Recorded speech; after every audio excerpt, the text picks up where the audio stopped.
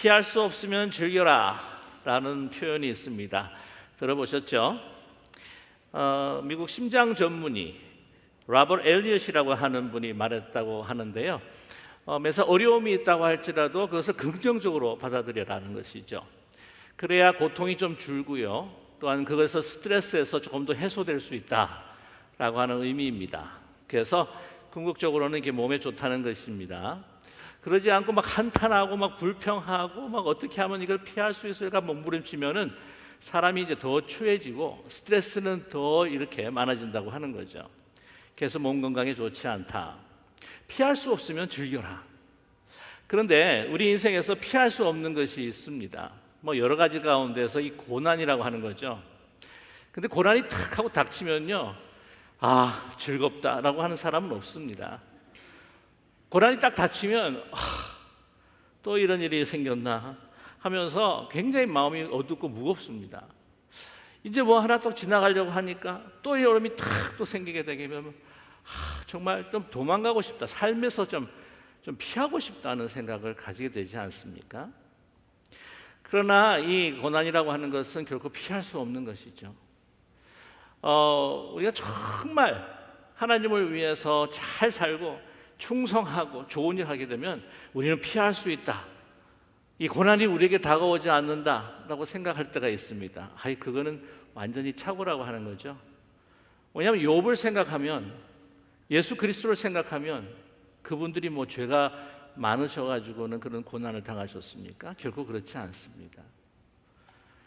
우리 인생에서 고난을 피할 수가 없죠. 사람을 축복한다고 이런 이야기를 우리는 또 하고 또 듣기도 합니다.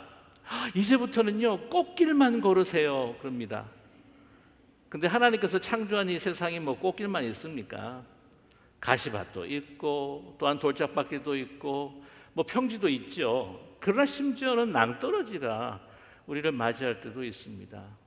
우리 인생의 길을 걸어다 보면은 심지어는 이 코나코나마다 그냥 고난이라고 하는 것이 우리를 기다리는 것 같다는 것이죠. 우리는 결코 피할 수가 없습니다. 그런데 중요한 것은 뭐냐면 이 피할 수 없는 고난을 우리는 사실 어떻게 반응할 것인가, 어떻게 대처할 것인가, 이것이 중요하다고 하는 것입니다. 기독교사에서 유명한 초대 교부였던 성 어거스틴, 참회록, The Confession, 유명한 것이죠. 뿐만 아니라 그의 대표작 가운데 The City of God, 신의 도성, 하나님의 도성이라고 하는 아주 부르 명저가 있습니다. 근데 그 명저에서 그가 이렇게 이야기를 합니다. 고통이란 동일한 것이다. 누구에게나 고통이란 있고 고통은 동일한 것이로되 고통을 당하는 사람은 동일하지 않다. 악한 사람은 고통 속에서 하나님을 비방하고 원망하고 모독하고, 선한 사람은 고난을 통해서 하나님을 찾고 하나님을 알고 궁극에서는 하나님을 찬양하게 되느니라 라고 말씀했습니다. 우리가 고난이 우리에게 닥쳐올 때 우리가 정말 어떻게 반응하는가, 이것이 얼마나 우리의 삶에 중요한 것인지 모릅니다. 빅터 프랭클이라고 하는 분이 계시는데 이분이 아주 유명한 심리학자이시죠. 그래서 그분의 가장 중요한 명제 가운데 하나가 뭐냐면 우리 삶의 목적, 우리의 삶의 원동력이라고 하는 것은 바로 의미다. 의미. 우리가 의미가 있어야지 우리가 살 수 있다는 것이죠.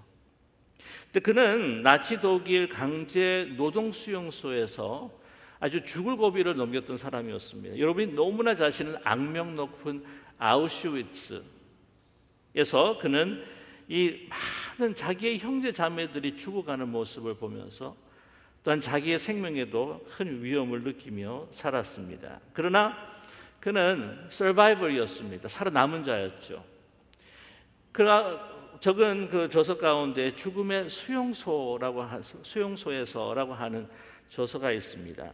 그가 뭐라고 이야기하냐면 고난 속에서 포기한 사람에게는 고난은 저주이지만 고난 속에서 고난의 그 의미를 발견한 사람에게는 고난은 놀라운 축복일 수 있다. 고난의 의미를 아는 자에게는 고난은 축복일 수 있다 라고 이렇게 이야기를 합니다. 사실 이 고난이 참 힘들고 견디기 어렵고 도망하고 싶은 걸 하지만, 그러나 이 고난을 통해서 우리는 삶에 있어서 참 소중한 많은 것들을 우리는 배우게 됩니다. 우리 자신에서 배우게 되고요. 또한 다른 사람들을 또 우리는 배우게 됩니다. 나의 믿음이 정말 진짜였는가? 또한 그 사람의 그 믿음이 또 혹시 진짜였는가? 또 나의 성품이라고 하는 것이 정말 성숙한 사람이었는가? 라고 하는 것을 우리는 발견할 수가 있다는 겁니다.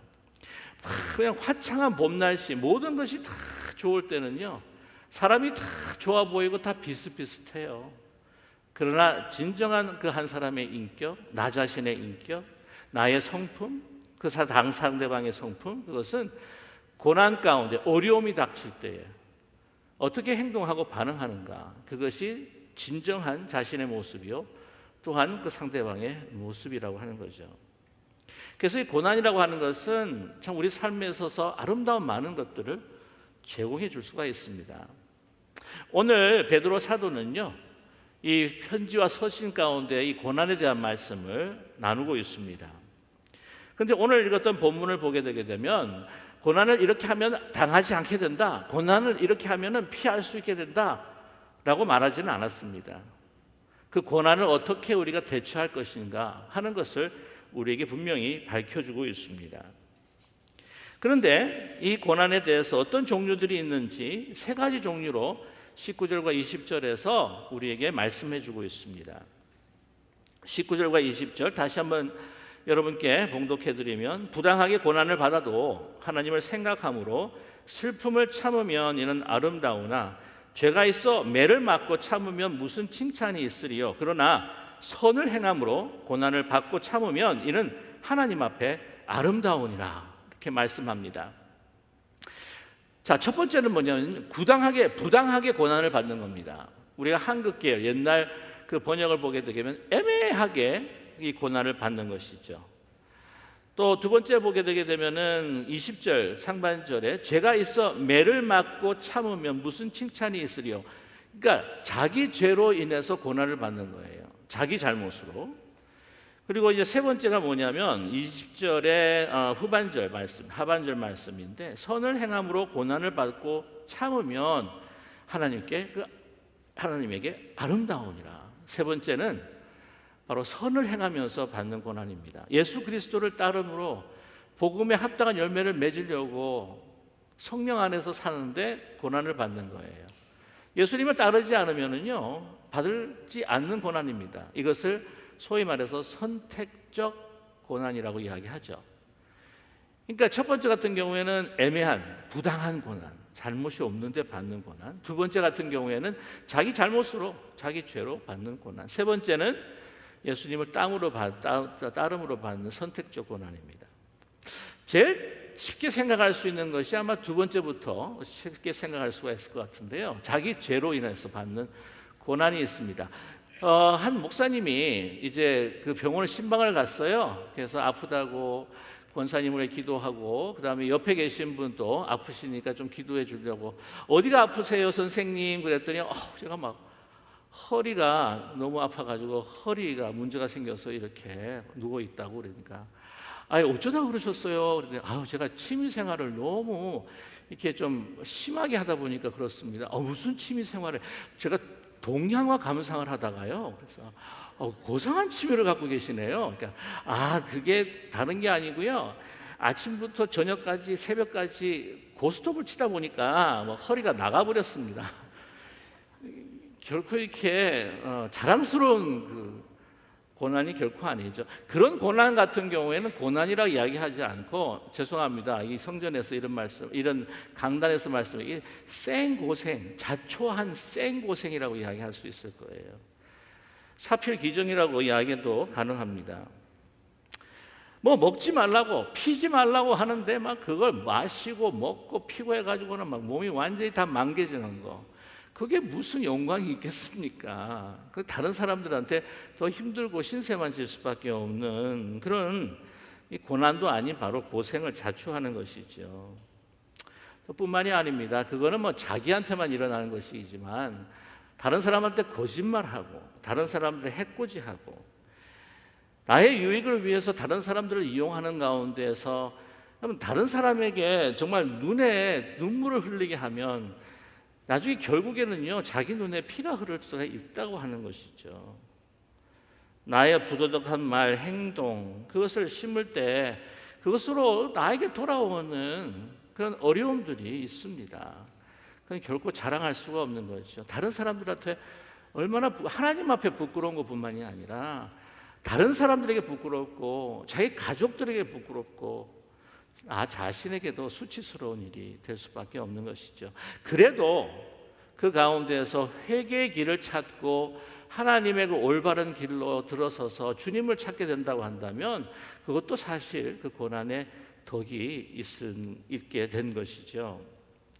자, 그런데 이제 두 번째 보게 되게 되면 부당하게 당하는 고난이 있습니다. 이 한글 개역에 다시 말씀드리면 애매한 고난이다. 그래서 그 아디코스라고 하는 그 헬라 말은 영어로 이제 unjust, 그러니까 옳은 것이 아닌데 그냥 부당하게 받은 그런 고난이죠. 나에게 잘못이 있는 것이 아닙니다. 나에게 실수 있는 것이 아니죠. 예를 들자면 집이 이렇게 있는데 옆집에서 불이 나가지고 그게 불이 옮겨가지고는 내 집에 이제 홀라당 다 타버렸다. 이게 뭐 내가 잘못이 없는데 그 옆에 집이 불남으로 인하여서 내가 어려움을 당하는 거죠.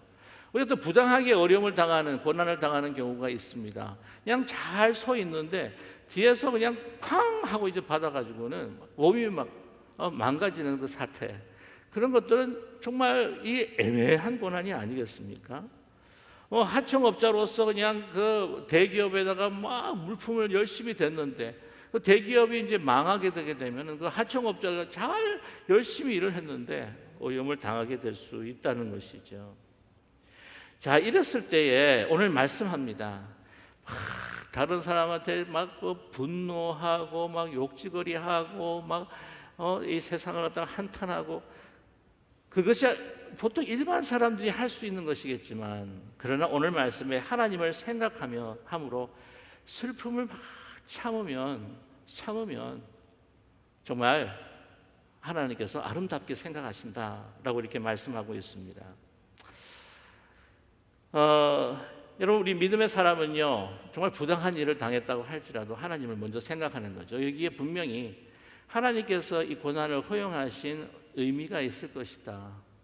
이것을 통해서 나로 하여금 또 하나님 앞에 가까이 더 아름다운 보화 같은 진리를 발견하기를 원하는 하나님의 뜻이 있을 것이다 라고 하는 생각과 또한 그 기도를 통해서 발견해야 될 필요가 있다는 것입니다. 그래서 참고 하나님의 뜻을 생각하면서 그것을 캐낼 때에 이게 네 인생이 너무나도 아름다운 인생이다, 하나님께서 칭찬하신다는 것이에요. 이 애매한 고난을 당했지만은 그러나 하나님의 길로 들었던 사람들이 있습니다. 구소련의 유명한 작가이자 반체제 인사였던 알렉산더 솔제니친이라고 하는 작가가 있습니다. 유년 시절에는 그가 신앙을 가지고 살았다가 이제 장성하면서 이제 사상을 배우고 여러 가지 철학을 배우면서 이제 예수님을 떠나게 됐던 것이죠. 그러나 후에 반체제 인사로 감옥에 갇혀버립니다. 이게 너무 부당하다 생각했어요. 이건 말도 되지 않는다라고 이렇게 막 불평하며 살아갔을 때에 감옥에 같이 온 한 그 의사 선생님이 이렇게 이야기를 합니다. 이 세상에 이유 없이 당하는 고난은 없습니다. 이 모든 고난에 의미가 있습니다. 하나님께서 우리에게 주시는 분명한 고난에 의미가 있습니다 라고 하는 소리를 듣게 되자 그는 다시 깊은 묵상과 하나님의 말씀으로 돌아와서 그는 감옥 안에서 그의 신앙을 다시 회복하게 되는 사건이 되게 있었습니다. 그러니까 이런 애매한 고난을 당한다 할지라도 이 애매한 고난 가운데에서 어떻게 이런 일이 일어날 수가 있습니까? 막 이렇게 막 불평하고 원망하고 하다가는 정말 자기 자신에게 더 큰 어려움이 더 생길 수밖에 없지만 하나님을 생각했을 때 하나님께서 보시기에 정말 아름다운 인생을 통하여서 더 축복하신다는 것이죠. 애매한 고난이다. 이 성경을 통해서 보고 또 여러 가지 사건들을 통해서 봤을 때 정말 제일 애매하고 정말 부당한 고난을 당한 사람이 누구일까? 요셉이지 않습니까? 요셉. 그럴 거예요. 저도 막 너무 부당한 일을 당했습니다. 나는 뭐 이런 내가 잘못한 게 없는데 이런 어떻게 예매한 일을 당하고 이 부당한 일을 당할 수가 있겠습니까? 해도 저 앞에서 그 이야기 하지 마세요. 저는요 진짜 많은 부당한 일을 당했습니다. 할 수 있는 사람이 바로 요셉입니다. 아니 세상에 그가 뭘 그렇게 잘못했다고. 그래서 아버지가 조금 편애하시긴 했지만 자기 형제를 갖다가 사실 맨 처음엔 죽이려고 했습니다. 근데 맨 큰 형 루벤이 그러지는 말자 그래가지고는 이 미디안 그 족속에다가 종으로 팔아가지고 애굽으로 끌려가지 않았습니까? 자기가 잘못한 게 뭐 있냐고요. 뿐만이 아닙니다. 보디발 그 집에 들어가가지고 아주 정성으로 주님을 모시다 하나님을 모시다 섬겼죠. 그러나 그 보디발의 아내로 보여서 어떻게 됐습니까? 그냥 감옥에 갇혀버린 겁니다. 아니 한 번도 아니고 두 번 이렇게 자꾸 나락으로 떨어가지는 모습을 하나님 이거 왜 이러십니까? 그렇게 하나님 앞에 불평할 수도 있었을 것이고요. 심지어는 이 보디발의 그 집에서 종으로 섬기기 전에 섬기는 가운데 아마 그런 생각을 했을 거예요. 막 이를 팍 갈면서 막 이 사람도 아닌 이 형제들이네 사람도 아니야. 막 거기서부터 막 팔굽혀펴기 운동하면서 막 맛을 키우고 막 거기서 막 내가 이거 탈출해가지고 저거 다 죄송합니다 죽여버릴 거다고 막 그래가지고 막 탈출해가지고 막 그 건너가지고 가서 막 그 장막에 있는 형제들 있는 사람 있는 대로 막 찔렀을 때 신문에 대문짝하게 났을 거예요. 부엘셀바의 친족 살인 그러면서 밑에 마지막 막내는 아니지만 그 밑에서 둘째 그 아들이 그 종으로 억울하게 팔림으로 인해서 분노 끝에 일가족이 몰살하다 뭐 이렇게 나오잖아요. 아니면은 뭐 가다가 그런 이야기 나올 거예요. 막 탈출을 해가지고는 이스라엘 쪽으로 넘어가는데 거기에 막 미디안 광야, 뭐 아라비안 광야를 헐쳤을 때 뭐 신당동 뭐 입구에 왜 한국에서 무차별로 막 하는 거 있잖아요. 왜 저기 묻지 마 막 살인을 막 어떤 한 청년이 묻지 마 살인을 아라비아 광야에서 행하고 지금 이스라엘로 도주했는데 막 이렇게 나왔을 거예요. 근데 그는 하나님을 바라봅니다. 하나님께서 나에게 주신 그 꿈을 안에서 담고 있는 거죠. 그가 종으로 아니면 그가 죄인으로 감옥에 들어갔을 때도 주님을 바라봅니다.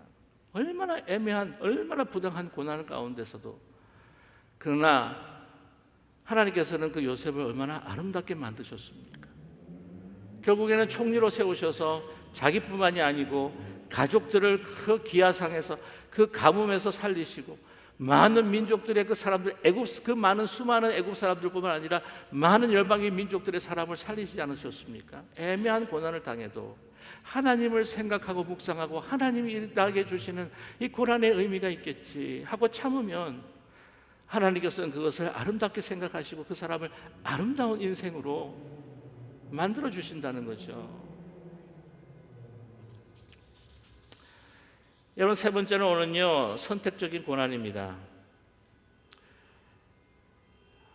예수님을 따라가기에 살아가기에 받는 선택적 고난입니다. 근데 이 선택적 고난은 너무나도 아름다운 그 인생으로 우리를 인도하고 계신다는 거죠. 이 예수님의 그 모습, 이 세상에서 가장 아름다운 분이라고 한다면 누구일까요? 바로 예수님이십니다. 특별히 그 예수님의 생애 가운데 가장 아름다운 모습은 십자가에 달리신 예수님이십니다.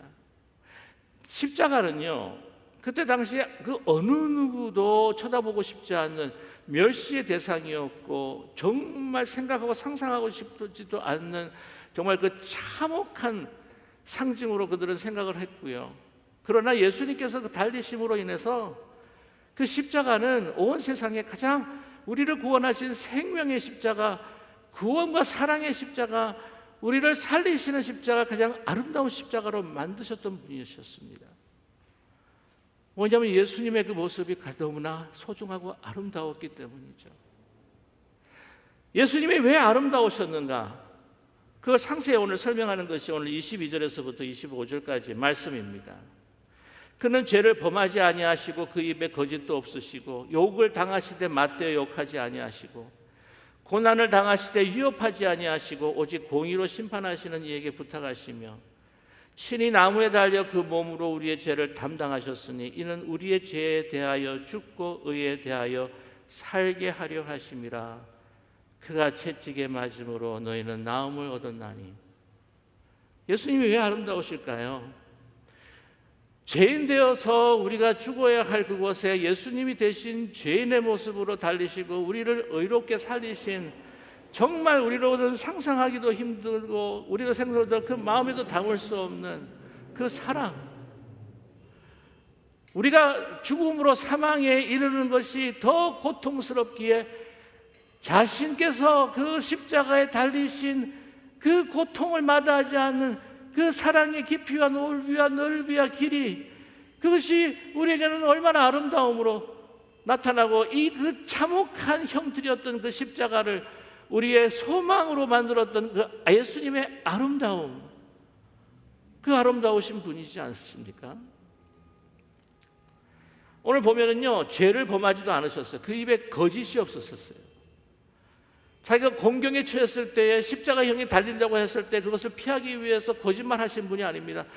나 이스라엘 왕이라고 말씀하시고 인정하셨어요. 욕을 당하시지만 맞대어 막 욕하지 않으셨어요. 우리 인간은 그냥 욕하면 그대로 욕으로 막 대응하지 않습니까? 위협하지도 않으셨습니다. 아니 뭐 한마디라도 하실 것 같아요. 아이고, 내가 얼마나 선하게 하나님의 말씀을 전하면서 의롭게 살았는데 얘가 왜 이 모양 이 꼴이야? 라고 예수님께서 그 십자가에서 한마디라고 내뱉으셨겠습니까? 아니 내 팔자가 왜 이래? 라고 이렇게 말씀을 하셨겠냐고요. 아니 내가 이럴 줄, 이게 고통스러울 것 같았으면 빌라도 앞에 법정에 섰을 때 빌라도가 나는 너를 살릴 수 있는 권세도 있고 나는 죽일 수 있는 권세도 있을 때에 그러니까 좀 살려주세요 라고 이렇게 이야기하면 내가 좀 이렇게 고통을 안 당했을 텐데, 아니 근데 내가 뭐라고 이야기를 해가지고 네가 지금 그 자리에 있는 것은 네가 된 것이 아니라 하늘에서 허락하신 권세라고 이렇게 이야기를 하고, 그때 좀 이렇게 뭔가 말을 갖다가 좀 무마시켰으면 내가 이런 꼴을 안 당했을 텐데, 그런 말씀이 없으셨고요. 저렇게 조롱하고 모욕하는데 십자가에 달려 있는데 예수님께서 나 부활하고 너희들 보자, 너희들 나 그냥 한 사람 한 사람 찾아가지고 나 다 죽여버릴 거야 내가. 정말 좀 과했습니까? 제가 표현이?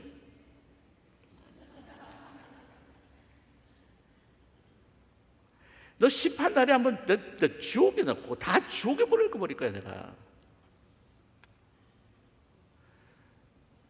우리 인간이 반응할 수 있는 것에 대해서 완전히 다르게 반응을 하시는, 아니 그렇기 때문에 살인과 투쟁과 피 흘리는 이 전쟁의 역사, 이것이 크고 작은 모든 공동체 간에 지금 흘리고 있는 이 고통과 아픔들, 이것들을 십자가에서 멈출 수 있었던 것이 바로 예수님이 아니셨습니까? 아니 왜 그렇게 우크라이나하고 저기 러시아하고 전쟁하면서 그 수많은 병사들과 수많은 시민들이 죽어가는 것도 모자라가지고, 아니 왜 또 이스라엘과 하마스는 공격을 해가지고는 5,000명 이상이 갖다가 그냥 발사를 해가지고는 거기 막 사람이 죽고 막, 이 이스라엘은 이제는 안 되겠다, 본때를 보여주겠다, 이제는 막 하마스 한 명 막 발본색원 해가지고 그냥 한 명도 못 살리고 그냥 다 진멸할 때까지 그냥 우리 그냥 거기 가자 지역 점령해가지고 그냥 다 처단해버리겠다고 막, 거기서 막 계속 공격하고 막 피 흘리고 지금 사상자 5,000명 이상이 걸려. 도대체 왜 이러냐고요? 피에는 피, 미움에는 미움, 증오에는 증오, 그냥 저주에는 저주, 욕에는 욕.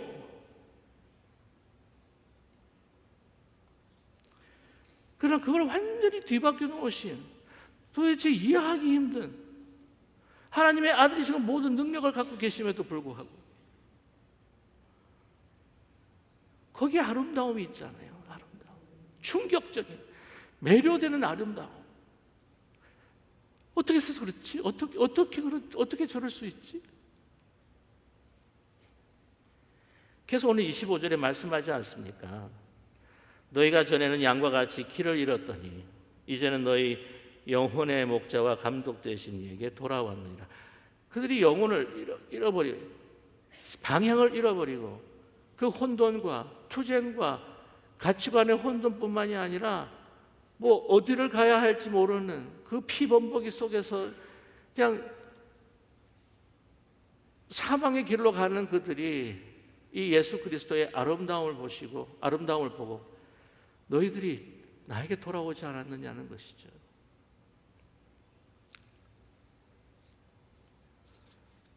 초대교회 성도들이 이러한 삶을 그들은 살아갔습니다. 그 아름다움을 여러분 오늘 말씀에 하나님께서 아름답게 여기셨다 했을 때 카리스라고 하는 단어를 사용해요. 카리스. 여러분 카리스 많이 들어보셨겠지만 이 카리스는 은혜, 그 다음에 기쁨, 카라라고 하는 단어의 어원이 되기도 합니다. 그런데 이 카리스는요, 하나님이 우리에게 보실 때에 우리가 하나님을 볼 때에 하나님이 너무 은혜로우시고 사랑하시는 분. 근데 하나님께서 우리를 보실 때에 정말 존귀하고 아름답게 보실 때에 카리스라고 하는 단어를 사용해요. 근데 여기서부터 어떤 헬라 말이 나오냐면요, 칼로스라고 하는 단어가 나옵니다. 칼로스. 이 칼로스는 뭐냐면 이 하나님의 카리스를 받고 하나님께서 우리를 카리스, 아름답게 보실 때에 우리의 그 아름다움이 이 세상에 아름다움으로 재려질 때 칼로스라고 그걸 단어를 사용해요. 칼로스. 초대교회 성도들은요, 이방인들에게 어떻게 알려져 있냐면 그들은 칼로스한 사람들이다. 선하고 아름다운 사람이다. 라고 알려졌었습니다. 오늘 이 19절의 말씀 가운데에서 너희가 애매한 고난을 당한다고 할지라도 그것을 하나님을 생각하고 참을 때 그것은 굉장히 아름답다라고 이야기를 하는데요. 오늘 이렇게 이 고난에 대해서 이야기하는 아주 구체적인 그 삶의 컨텍스트, 삶의 그 문맥이 있었던 게 뭐냐면 바로 믿는 자들 가운데에서 사환, 종이에요. 노예는 아니지만 서번트로 일을 하면서 주인들을 모실 때 어떻게 해야 할 것인가에 대한 것에 대한 원리를 이야기해 주시기를 원하실 때에 오늘 이 말씀을 주신 거예요. 오늘 19절부터 시작했는데 18절에는 이게 뭐라고 이야기하냐면 사환들아 범사에 두려워함으로 주인들에게 이제 순종을 하되 관용하고 이렇게 너그럽고 은혜로운 사람들에게만 순종하는 게 아니라 아주 까탈스럽고 까다로운 사람에게도 그렇게 순종하라고 말씀하십니다. 그때 당시에 로마의 시대를 이 도시를 보게 되게 반 이상이 이 노예였습니다. 또 많은 숫자가 또 서번트 사환이었어요. 그러는 가운데에서 이 노예들이 막 반란을 일으킬 때가 있어요. 부당하게 어떤 때는 받고 막 사환들이 부당하게 막 처우를 받았을 때 그도 물론 동물 취급받았지만은 그들이 막 전쟁 포로로 끌려왔고 다른 민족들로 왔기 때문에 막 반란을 이렇게 있을 때가 있어요. 스파르타쿠스라고 하는 그 사람도 그 노예의 그 밀란을 일으키는데 아주 유명한 그 사건의 그 장군이었던 그 선두에 섰었던 사람이 스파르타쿠스라고 하는 사람인데 아무튼 그래가지고 이 그 주인들이요 안 되겠다 더 혹독하게 대해야지 이 사람들이 말을 들을 것이다라고 하는 생각했던 사람들이 있었다고 합니다. 그래가지고는 막 부당하게 정말 더 매질을 하는. 그리고 난 다음에 이 초대교회 역사를 보게 되게 되면 어떤 일이 있었냐면 이 그렇게 매질을 하고 부당하게 처사를 했었던 그 주인들이 혹시라도 반란을 일으킬까봐 그 사환들 모임에 살짝 밤에 들어가서 이제 귀를 기울여서 무슨 이야기를 하나 들어본 적들이 있다고 합니다. 근데 이 사환들이 그렇게 부당한 처우를 받은 그 사환들이 막 성토대를 하고 막 죽이자 이러면 다 불질러 버리자 그렇게 말하는 것이 아니라 이 주인들을 위해서 자기에게 부당한 처사를 한 부당한 대우를 한 고난을 주었던 이 주인을 위해서 함께 모여서 기도를 하더라는 거예요. 하나님, 무슨 일이 있었는지 모르지만 우리에게 이렇게 됐지만 하나님, 우리 주인을 축복해 주시고 은혜를 베풀어 주시고 하나님 사랑을 그에게 더딥혀 주십시오. 이런 기도를 듣게 된 거죠. 주인이 그거를 들으면서 그 아름다움, 아니 도대체 노예인데 어떤 이런 넓고 아름다운 마음들을 가질 수 있을까 도전받으면서 이 아름다움에 끌렸던 그런 정말 그 초대교회에 귀하고 소중한 그런 기록들이 있습니다. 그래서 칼로스라고 그랬어요. 이방 사람들이 그때 초대교회 당시 목숨을 걸고 믿음을 지키면서 이렇게 선한 행동을 하며 주님을 따랐던 그 사람들을 칼로스한 사람들이다.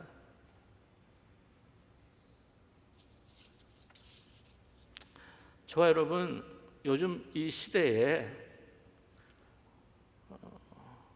고난, 선택적 고난을 살아가면서 주님의 길을 걷고 선한 일을 행하다가 고난을 받아도 하나님을 바라보며 그 신앙을 지켜나가는 그 선을 행하는 이 칼로스한 우리 그리스도인들이 얼마나 많이 필요한지 모릅니다.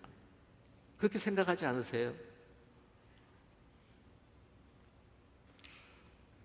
목사님, 아유, 세상 그렇게 살다가요 죽어요. 그렇게 살면요 사람들 알고 막 이용하죠, 무시하죠, 어떤 땐 깔고 뭉개죠. 우리 애들한테 그렇게 살아갔다가 그렇게 약하게 살아갔다가 어떻게 세상 살아가라고 그러십니까? 할 때 막 받아주고 해주고 막 그래야지 살 수 있지. 이 험한 세상 어떻게 못 살 것 같죠? 내 주님은요 죽으셨다가 다시 사신 주님이신 줄로 믿습니다. 우리요 안 죽어요. 그래도 제가 어르신들이 많아서 요즘 영화는 이야기 못하고 옛날 영화 한번 이야기할게요. 이 서부 영화 가운데서 아주 대표적인 영화라고 그러면은 하이눈이라고 하는 거 있습니다. 하이눈, 그죠? 아세요? 네. 뭐 젊은 사람들이 많았다면 뭐 007도 옛날 거, 요즘 같은 미션 임파서블, MI 뭐 이런 거 이야기를 해야 되는데 그거보다는 이제 어르신들이 좀 많으니까 하이눈이라고 하는 거. 게리 쿠퍼 나온 거 아시죠? 모르는 척 하지 마세요. 잘 하시면서. 근데 악당이 몇 명 나오지만 그 하이눈에서 그 어려움들 다 겪고 끝내는 누구예요? 주인공만 살아요. 주인공만. 이것이 하나님께서 우리에게 베풀어 주신 디바인 코미디, 하나님의 드라마인 줄로 분명히 믿습니다. 여러분, 인간의 비극, 셰익스피어의 햄릿 같은 그 비극 같은 경우에는요 인간의 그 탐욕과 복수로 이어지는 것으로 통해서 나중에 왜 비극이냐면 이게 다 죽어요. 아시나요? 햄릿에서 그 의붓 아버지도 죽고 햄릿도 죽고 어머니도 죽고 다 죽어요. 비극이에요. 그러나 하나님의 그 신곡 디바인 코미디, 이 부활의 드라마는요 우리는 결코 죽지 않습니다. 우리는 살아서 예수 그리스도와 승리하게 될 줄로 분명히 믿습니다. 그러니 고난이 와도요 여러분 걱정하지 마세요. 이것을 아름다운 선택적 고난으로 삼고, 어떤 고난이 뭐 이것이 애매한 고난으로 우리에게 온다 할지라도 이것을 아름답게 승화시키면서 정말 그리스도를 따라가며 이 칼로스의 삶을 통해 예수 그리스도를 닮아가고 하나님의 형상을 다시 회복하는 그러면 아름다운 인생 살기 원하십니까? 별로요. 그냥 막 자기 죄에 막 찌들려 가지고 막 고난 당하고 힘들어 가지고 사는 어떤 좀 약간 비루한 인생, 아니면 고난을 승화시켜서 하나님 앞에 아름다움으로, 다른 사람들에게 정말 아름다운 칼로스로, 이런 좀 매력 있고 멋있고 아름다운 인생, 고상하고 소중하고 존귀한 여러분 그 인생을 살 수 있기를, 그 모든 삶을 누릴 수 있기를 주님의 이름으로 간절히 축원합니다. 기도하겠습니다.